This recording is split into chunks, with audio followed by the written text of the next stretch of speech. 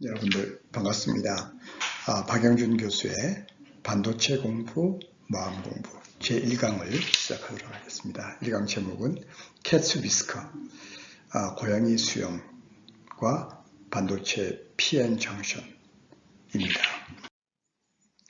지난 시간 첫 강의에서 우리 7강에 대한 목차를 쭉 보여드리는 과정에서 많은 분들이 퀀텀 컴퓨터도 좀 다뤘으면 좋겠다는 의견이 있어서 여기 반도체와 AI에서 반도체와 퀀텀 컴퓨터에 대해서도 좀 부가해서 설명하도록 그렇게 하겠습니다. 오늘은 고양이 수염과 진공관, 다음에 PN 정션, 진정한 의미의 반도체 소자의 출현이죠. 다음에 제작하는 방법, 그리고 시간이 조금 남으면 보너스로 고체 전자공학, 반도체를 가장 잘 이해하기 위한 하나의 수단이죠. 다루도록 하겠습니다. 고양이 수염, 우리 그림의 고양이인데 우리 옆집 고양이 이름이 콩이에요. 콩. 그래서 콩의 고양이 수염. 실제로는 이제 우리 다이오드를 만들기 위한 노력의 휘스커가, 캣츠 위스커가 반도체 수염은 아니고 모양이 그렇다는 뜻이죠. 이렇게 이 부분이 광석으로 캐낸 이 경우는 PBS라고 레드 설파이드, 그러니까 납황 성분으로 된 광석인데 일종의 지금 이해하기로는 이제 반도체 성질을 띠고 있는 거였어요. 거기에다가 구리선을 이렇게 붙인 거예요.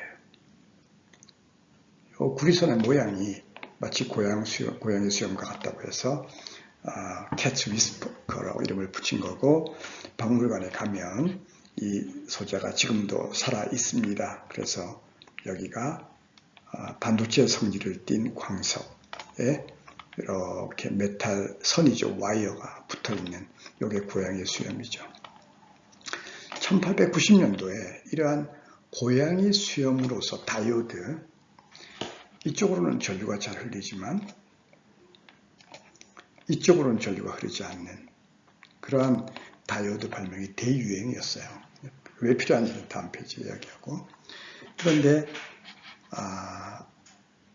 첫 반도체 다이오드였음에도 불구하고 잘 만드는 것이 너무나 힘이 들었어요. 그래서 사람들이 이거를 가지고 상업화하는 것을 포기하고 진공관 다이오드를 사용을 했습니다. 1920년부터 이 기술로 통신, 전쟁에서 통신이 필요하니까 사용을 했고요. 그리고 2차 대전이 끝낼 때쯤에서 1940년대에 반도체 다이오드가 출현을 하고 이제 반도체 혁명이 시작되면서 지금의 IT 혁명을 이룬 것이죠. 그래서 그러면 다이오드가 왜 필요했는지 하는 거죠. 그래서 결국은 무선통신 때문에 그래요. 그래서 이 간단한 그림이 무선통신의 시작을 알리는 유명한 그림이죠. 우리가 금속선을 이렇게 스프링같이 이렇게 감아요. 다음에 그 사이에 자석을 넣었다 뺐다 그러면 이 금속 양단에 거짓말같이 눈에 보이진 않지만 전개가 생겨요. 전기죠. 정확하게 이야기하면 전개예요. 전개, 일렉트릭 필드가 생겨요. 그게 공기적으로 퍼져나가요. 무선이죠. 무선. 여기는 아무런 정보가 없죠. 그냥 전개가 나갈 뿐인데 이 회로에 뭘 살짝 끼워 넣냐 하면 마이크를 끼워 넣어요. 내가 소리를 지르면 이 마이크로폰은 이 회로에 전기를 조금 더 넣어주는 거예요. 따라서 똑같이 자석을 넣었다 뺐다 하면 공기 중으로 원래 있었던 전개 플러스 델타 E 소리를 변환시킨 전개가 나가는 거예요. 이게 시그널이죠. 아주 간단하죠. 이렇게 하는 행동을 모듈레이션이라고 해요. 모듈레이션, 변조하는 것이다. 이거는 어떻게 보면 아주 간단하게 보이죠. 정말 어려운 것은 이렇게 공기중으로 날아간 전개를 저쪽에서 받아서, 멀리서 받아서 다시 음성만 딱 떼어내는 것이에요. 그게 어려운 일인데 그걸 위해서 바로 다이오드가 필요한 거예요. 자, 멀리서 날라온 이제 전개를 해서 신호를만 떼어내고 싶어요.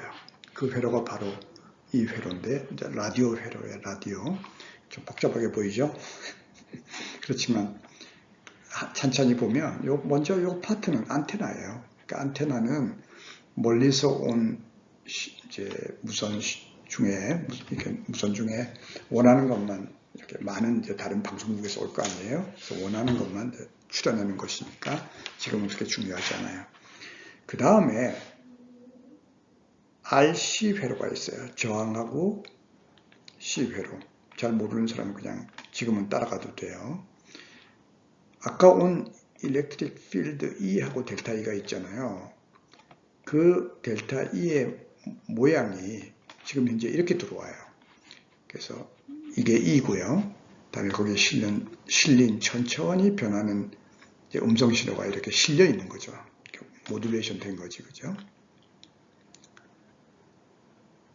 다이오드를 통하면 다이오드는 이쪽으로만 전류를 흘리는 것이기 때문에 아래쪽이 날아가요. 그래서 다이오드를 통과시켜주면 이런 신호가 남아요. 그 다음에 RC 회로는 재밌게도 고주파, 빨리 변하는 아까 전자석 때문에 생겼던 일렉트릭 필드 있잖아요. 그걸 걸러줘요. 싹 걸러줘서 이 양단에는 음성 신호만 이렇게 남게 돼요. 우리가 원하는 바가 된 거지. 만약에 다이오드가 없으면 이쪽으로도 전류가 통하기 때문에 양쪽 플러스 마이너스의 음성 신호가 다 같이 여기서 잡히게 되고요. 이게 살아남는 거죠. 남으니까 이 양단에는 플러스 마이너스가 같이 있으니까 제로죠. 아무것도 남지 않게 돼요. 그래서 이쪽을 없애기 위해서 다이오드가 필요했던 거예요. 아주 간단하게 보이지만 다이오드가 매우 중요한 것이다. 다이오드를 만들기 위해서 노력했던 거예요. 네, 넘어가기 전에 두 사람의 과학자를 소개할게요. 한 사람은 아까 유명한 실험을 시작했던 패러데이, 또 한 사람은 이 실험을 직접 하지도 않았지만 머리로 잘 생각해서 수학을 동원해서 이 실험을 수학적으로 표현하는 거예요. 이 식이 바로 그 식입니다. 막스웰은 이 식 외에도 세 가지 식을 합해서 이제 전적이 식이라고 하는 유명한 식을 이제 만들어냈던 사람이에요. 이 식을 간단하게 설명하면 이 B가 소위 자석 밀도, 그냥 자석 어떤 힘 같은 거예요. 그게 시간적으로 변화하잖아요. 가만히 있으면 아무 일도 일어나지 않죠. 넣었다 뺐다 이렇게 시간적으로 변화를 시키면 전개가 생긴다, 그런 뜻이에요. 근데 전개가 어떤 방향으로 생기냐 하면 이렇게 넣었다 뺐다 하면 이런 방향으로 이렇게 돌아가는 방향으로 생긴다, 그런 뜻으로 수학자들이 만든 이런 표현이에요. 이렇게 식을 만든 사람이에요. 패러데이는 거짓말같이 초등학교밖에 안 나왔어. 그리고 그냥 글자만 학교에서 익힌 그런 사람인데 자기의 노력과 또 그 지극한 정성으로 열심히 하는 거에 반한 그런 교수들의 도움에 의해서 훌륭한 업적을 만든 사람이고, 막스웰은 그야말로 그 최고의 교육을 받아서 이론적으로 이렇게 식을 만든 사람, 두 사람 다 큰 기여를 한 거죠. 한 사람은 흙수저고요. 흙. 또 한 사람은 금수저예요. 이 두 사람 다 이런 그 기여를 할 수 있다는 점을 우리가 이렇게 아는 것은 참 이렇게 여러 가지 생각을 하게 하는 거잖아요. 그래서 간단하게 소개를 했어요. 그 다음에 아까도 이야기했듯이 이제 캣츠 휘스커가 아주 좋은 다이오드를 만들기 힘들었기 때문에 사람들이 금방 그만두고 진공관 다이오드로 넘어갔어요. 진공관 다이오드는 우리가 예전에 많이 사용했던 거죠. 그죠? 유리관에 금속 두 개를 두고 여기에 배터리를 가해줘요. 전류가 흐르지 않지. 아무것도 진공이니까. 여기에 필라멘트를 둬서 여기 안에서 배터리를 가해주면, 전기를 가해주면 이게 뜨겁게 달아올라요. 그러면 이 금속에서 안에 있던 전자가 뜨겁게 되니까 밖으로 튀어나와. 배터리를 걸어서 여기서 플러스가 있잖아요. 그러니까 전자는 플러스가 좋으니까 이쪽으로 가는 거예요. 즉 전류가 흐르는 거예요. 이렇게 전류가 흐르죠. 그죠? 만약에 반대로 배터리를 바꿔서 이쪽을 마이너스로 하면 전자가 튀어나왔다 하더라도 싫어하죠. 마이너스는 마이너스로 싫어하니까 가지 않죠. 따라서 이쪽 방향으로는 전자가 가니까 전자는 마이너스 전하를 띄고 있으니까 전류가 이쪽 방향으로는 흐르고 반대로 이쪽으로는 흐르지 않는 다이오드가 된 거예요. 그래서 이 다이오드는 아주 성능이 좋기 때문에 실제로 2차 대전에 우리가 그 B-29라고 하는 어마어마한 폭격기가 있어서 일본도 굉장히 무서워하고 또 한국 전쟁에서도 이 비행기를 사용했죠. 폭격기를 사용했죠. 너무 크고 지금 여기 보이는 크고요. 다음에 이걸 뜨겁게 해야 되니까 배터리가 필요하잖아요. 그러니까 큰 배터리를 비행기에 싣는다는 것은 굉장히 괴로운 일이죠. 그래서 2차 대전이 끝나고 나서 1940년도에 미국 또 유럽을 중심으로 해서 반도체로 제대로 된 다이오드를 만들어야 되겠다 한 것이 바로 드디어 PN 다이오드 들어가기 전에 우리 그 유튜브의 사이트 이름이 반도체 비롯이다. 왜 비롯이라고 했느냐 이렇게 묻는 사람들이 있어서 간단하게 그 연의를 설명하도록 하겠습니다. 우선 비롯이 한국말이니까 좋아요. 두 번째는 저의 개인적인 어떤 그 인생이기도 한데 반도체를 열심히 공부했어요. 그랬더니 반도체를 통해서 직장을 구해서 경제적으로 기회를 만든 거 그런 것도 있죠. 그러나 그걸 통해서 사람을 만났어요. 세상 사람을 만나고 또 내가 하는 일을 통해서 반도체를 통해서 제자도 가르치고 또 다른 사람들한테 배우기도 하고 남을 도와주기도 했어요. 그러면서 세상을 알게도 됐어요. 왜냐하면 반도체를 통해서 IT의 역사라든지 또 서양 사람들의 여러 가지 생각이라든지 기술, 정치적인 문제, 경제 이런 걸 배우게 됐어요. 또 반도체 동작이 다 양자역학이나 고체 물리라든지 연력학 이런 물리학적인 것이기 때문에 과학을 공부하면서 동시에 우주에 돌아가는 원리, 우주의 마음이라고 할까 신비를 느끼게도 됐어요. 그래서 이러한 비롯이 바로 반도체를 통해서 서로 인연을 주고받는다. 그런 것을 제가 배웠다. 그런 의미에서 제가 비롯이라고 하는 걸 했고 또 여기 들으시는 분들이 반도체 하는 분도 있겠지만 음악 미술 하는 분들도 있을 거고 스포츠 하는 분들도 있을 거고 또 화학공학이라든지 또 물리학이라든지 철학하는 사람도 있지 않겠어요? 그런 여기 대입을 해보면 그걸 통해서 수많은 좋은 일들을 우리가 할 수 있다. 그런 뜻으로 이야기를 드렸고 다음에 여기 마지막은 제가 비워뒀어요. 뭐가 되겠어요? 그죠? 여러분들의 생각을 넣어두는 것도 좋겠다. 그렇게 생각합니다. 드디어 반도체 PN 접합 다이오드를 만들기 위한 거죠. 그래서 여기에 두 개의 반도체가 있어요. 가장 많이 쓰이는 반도체가 실리콘이라고 하는 신이 준 선물이죠. 물질이죠. 그죠? 우리 바위가 실리콘으로 되어 있어요. 그래서 굉장히 안정적인 반도체예요.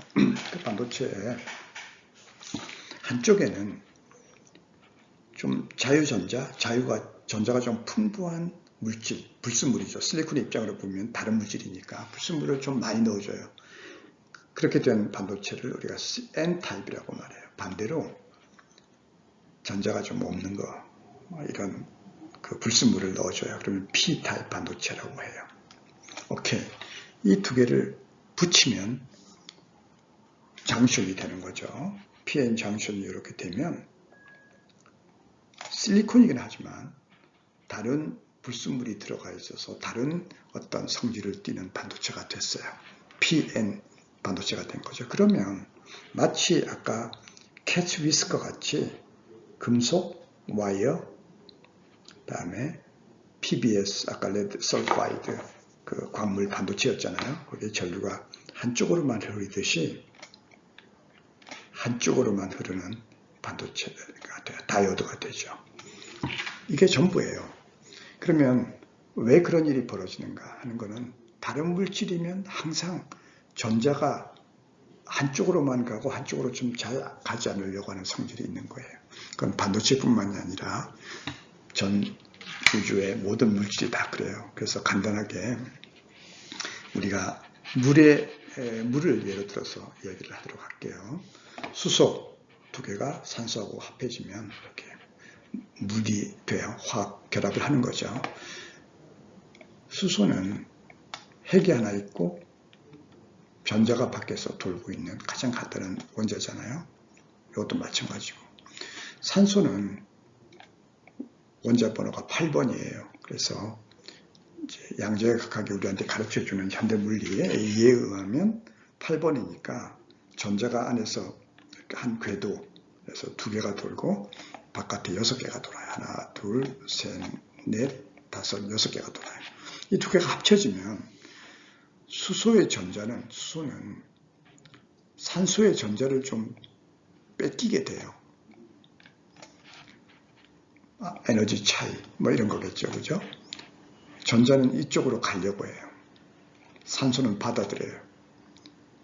수소 입장에서 보면 전자가 이쪽으로 갔기 때문에 원래 중성이었잖아요. 핵 플러스 전자 하나가 이쪽으로 좀 갔기 때문에 스스로 플러스가 조금 돼요.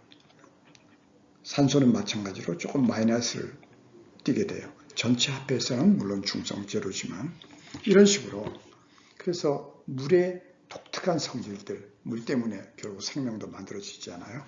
그 가장 근본적인 이유는 물이 산소, 수소로 되어 있는데 이렇게 한쪽은 플러스로 되어 있고 한쪽은 마이너스 같이 되어 있는 결국은 전자를 좀 뺏긴 게 되잖아요. 수소 입장으로 보면 이렇게 되어 있는 전기의 어떤 분포 때문에 그래요. 물의 독특한 성질, 심지어 생명이 탄생하는 것도 그런 것 때문에 그렇다. 이런 얘기는 우리가 나중에 하게 되겠죠. 그래서 PN 접합 또한 다른 두 개의 성질의 반도체가 붙어있기 때문에 한쪽으로는 전기가 잘 흐르고 한쪽으로는 흐르지 않는다. 이게 가장 중요한 메시지예요. 오케이, 그러면 어떻게 만드느냐? 만드는 걸 fabrication 한다 그래서 요즘은 팹을 짓는다 그러잖아요. 반도체 공장을. 어떻게 보면 P형 반도체, N형을 반도체를 이렇게 붙이는 것이 아니고 P형 반도체 기판, 웨이퍼라고 그래요. 우리 텔레비에서도 많이 나오잖아요. 동그란 거. 판 같은 거죠. 반도체 판에 시작을 P 반도체부터 해요. 거기에 선별적으로 내가 N 반도체를 이렇게 만들어주고 싶은 거예요. 그러면 이 사이에 PN 다이오드가 만들어지니까 하나만 만드는 게 아니라 수없이 만들겠죠. 그죠? 오케이. 선별적으로 만들어주고 싶어요. 이쪽에만.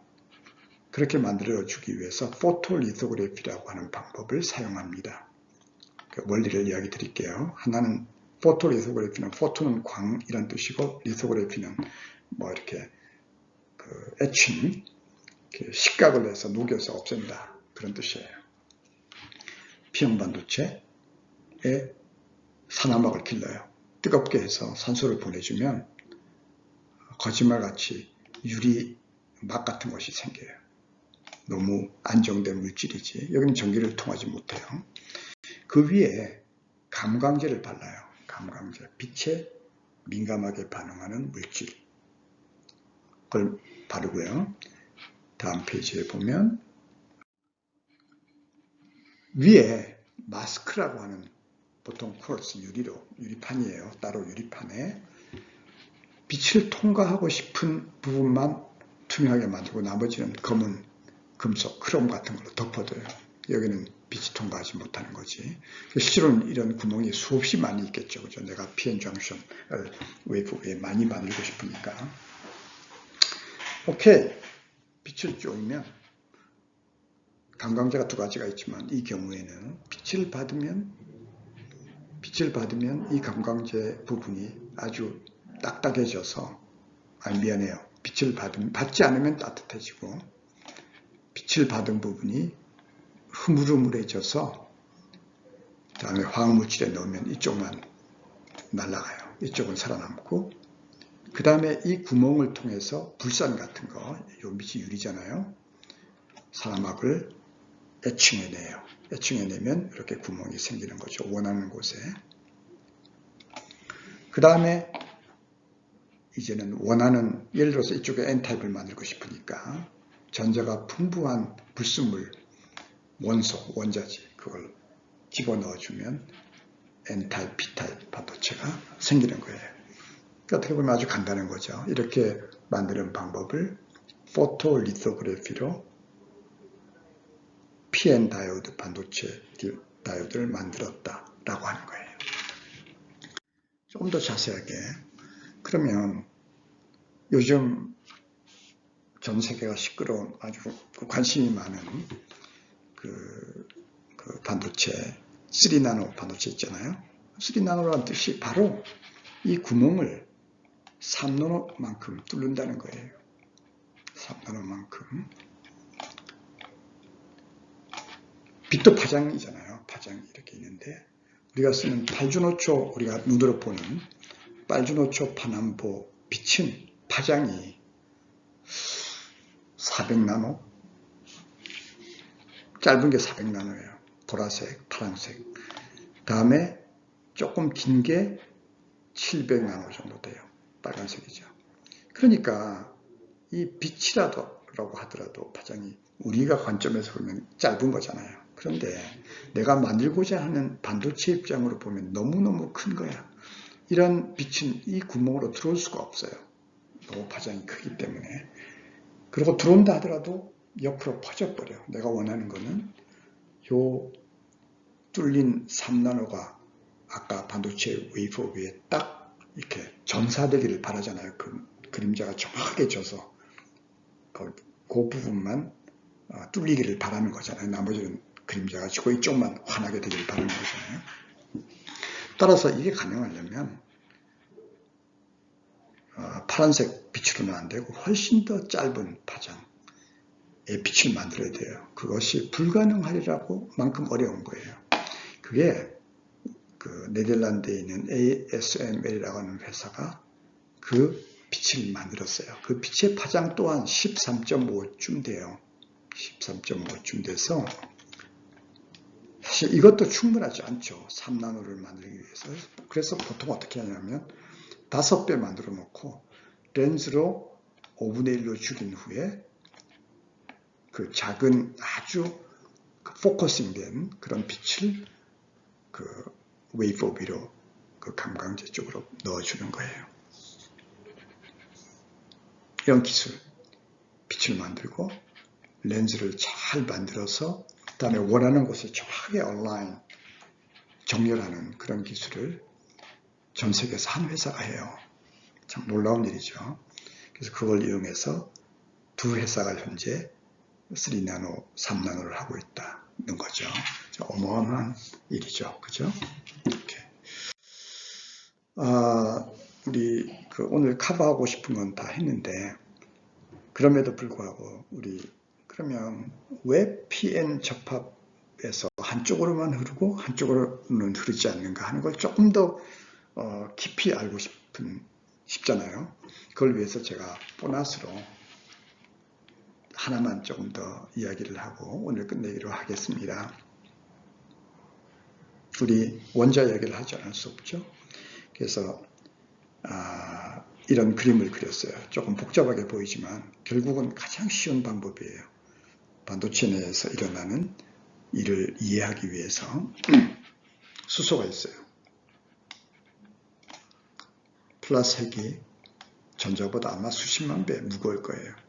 핵은 가만히 있고 전자가 돌죠. 전자는 마이너스이기 때문에 플러스에 묶여서 도망가지 못해요. 그건 말로는 이렇게 하지만 과학자들은 이걸 그림으로 표현하기를 좋아해요.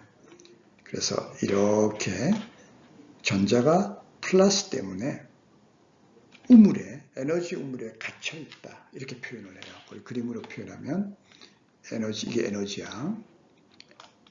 에너지 플러스 핵 때문에 이런 에너지가 생겨서 전자가 이 안에 쏙 들어와서 밖으로 나가지 못해요. 이렇게 표현하는 거예요. 양재 그러면 전자가 마이너스이기 때문에 핵한테 끌려가서 핵하고 부딪혀야 되잖아요.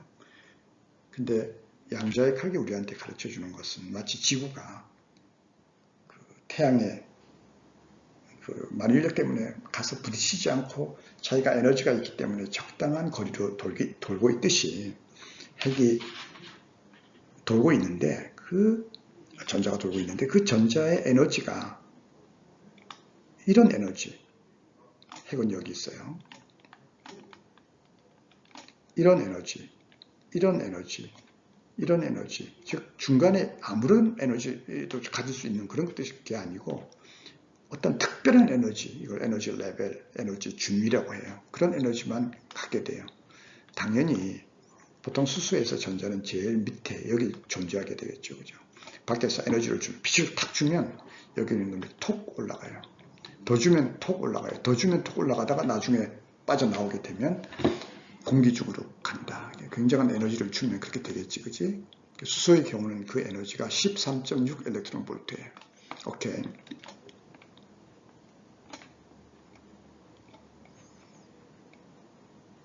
그러면 자유롭게 밖으로 나오는 거죠. 실리콘은 똑같은 걸로 생각을 우리가 설명을 해보면 실리콘은 원자 번호가 14번이에요. 수소보다 훨씬 무거운 거지. 똑같이 플러스가 있고 전자가 14개 있어요. 안에 2개가 있고 제일 에너지가 낮은 놈이겠지. 제일 밑에 있는 놈이겠지. 그죠? 그 다음에 8개가 돌아요. 그리고 제일 마지막에 밖에 있는 전자가 4개가 있어요. 그래서 2개, 8개, 4개에서 14개가 있는 거지. 이 안에 2개, 8개는 별로 꼼짝을 못해요. 안에 너무 붙어 있기 때문에. 그러나 우리가 보는 대부분의 반도체의 화려한 특성들은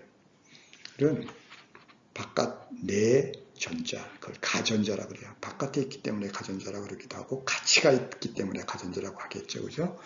그 전자 4개가 일을 해요. 오케이. 실리콘 원자 하나는 의미가 없죠. 그죠? 실리콘 원자가 서로 모여서 실리콘 웨이퍼가 되고 또 사실은 그림을 간단하게 된 것이 이런 모습이에요. 모여서 실리콘 웨이퍼가 되는데 실제로는 3차원적으로 이렇게 모습이 돼요. 실리콘 핵이 여기 있고 가전자들이 서로 이렇게 가전자가 옆에 있는 원자하고 가전자가 서로 본딩 역할, 서로 모이는 그런 역할을 해요. 그림으로 그리면 가전자 4개, 가전자는 안쪽은 그리지 않았어요. 가전자 4개, 가전자 4개가 이렇게 있는 거예요. 그러면 이런 실리콘 웨이퍼에서 전자가 느끼는 에너지가 어떻게 될 것인지 똑같이 에너지 우물이에요. 그 대신에 실리콘 웨이퍼 바깥에 이렇게 바깥에 있는 거지. 웨이퍼에 전자가 못 튀어나가지. 안에 갇혀 있어요. 그러나 그 안을 보면 안쪽에 있는 2개 전자 또 8개는 요 밑에 차고 있지만 맨 바깥에 있는 요 4개는 전자는 레벨이 딱 하나만 있는 것이 아니라 이렇게 좀 느슨하게 이렇게 퍼져 있어. 그 이유는 여기 있는 전자가 여기만 때문에 꼼짝 못한 건 아니잖아요. 영향을 받는 건 아니지. 옆에 있는 원자에게도 이놈들이 영향을 받겠죠. 그죠? 그런 영향 때문에 여기 있는 그 가전자 4개, 요거 4개가 이렇게 서로 이렇게 에너지 레벨이 전체적으로 이렇게 좀 느슨하게 이렇게 퍼져 있어요. 전자가.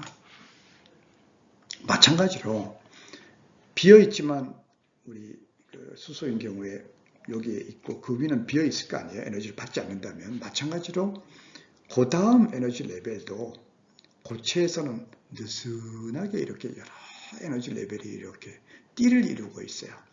밴드라고 그래요. 에너지 밴드. 그래서 특별하게 실리콘 역시 밖에서 에너지를 받지 않으면 요 가전자 4개, 요 4개들이 여기를 채우고 있어요. 여기에 채우고 있어. 요 밴드를 우리가 밸런스 밴드. 나중에 우리 다음 시간에 조금 더 이걸 이용할 테니까 이야기하겠지만, 그래서 그런 어떤 그 구조를 가진다. 있는 걸 오늘 이야기할게요. 대부분의 고체, 특히 실리콘, 반도체의 특별한 성질들이 바로 이러한 것의 이해에 의해서 쉽게 설명이 되고 또 우리가 이용해서 새로운 트랜지스터라든지 그런 걸 만들 수가 있습니다. 오케이. 그래서 오늘 보너스는 이 정도로 하고요. 오늘 우리가 공부한 거를 다시 정리해 보면 지난 150년 전 전파 통신 이런 것 때문에 다이오드가 필요했다. 다음에 그 반도체뿐만이 아니라 다른 물질은 비대칭 전류가 흐르는 혹은 전자의 흐름이 있는 그런 성질이 있다. 우리가 전기를 흘린다는 것이 결국은 전자가 흘러가는 것이다 하는 걸 이야기됐고, 그다음에 마지막 보너스로 좀 흐릿하긴 하지만 너무 빠르게 공부했지만 고체에서 전자가 어떻게 존재하는가를 배우게 됐어요. 그리고 마지막으로 반도체 비롯 내가 하는 일이 세상하고 어떻게 좋은 인연을 비롯하게 되는지 하는 걸 우리가 늘 자기 일을 하면서도 생각하는 습관을 가르치면 좋겠다. 또한 패러다이 맥스웰 교육의 차이, 그런 차이들이 있음에도 불구하고 노력에 의해서 기여도 하고 또 자기의 성취를 할 수 있다. 그런 예를 우리가 이야기했어요. 오케이. 그러면 여러분들 도움이 됐기를 바라고 다음 주일에 제3강 드디어 트랜지스터, 다이오드보다 훨씬 더 다른 차원의 소자, 그러나 PN 장션으로 비롯된 거예요. 그래서 그 이야기를 하고 그 다음에 그 실리콘밸리의 시작에 대해서 이야기하도록 하겠어요. 오늘 강의가 여러분들한테 도움이 됐기를 바랍니다. 감사합니다. 다음 주에 뵐게요.